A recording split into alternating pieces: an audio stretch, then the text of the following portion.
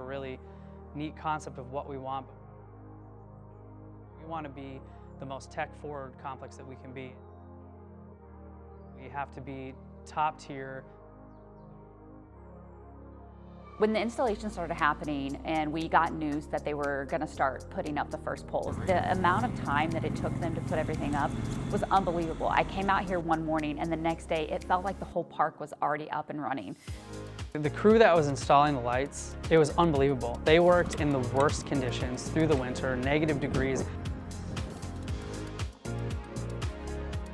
When we were debating on going over lighting, they wanted to make sure that reliability was very important. It was Ephesus that sold themselves. It was the customer service, it was the sales rep, it was the product, it was all these things that really made Ephesus Lighting really stick out.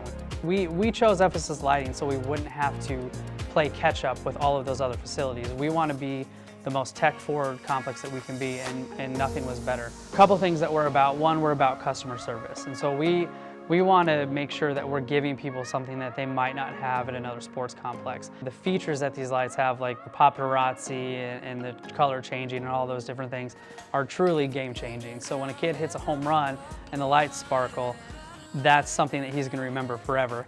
The ability to schedule the lights to turn on and off is really incredible, because if I need to leave for the weekend or leave for an evening, I can trust that my staff who doesn't understand how to work the lights doesn't need to. It was amazing to know that all I had to do was go over to this box and everything's programmed to where it needs to be, and I can push one button and it will control multiple fields.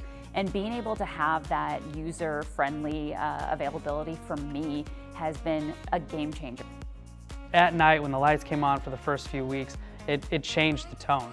It sort of brought everybody in and said, there's something out there.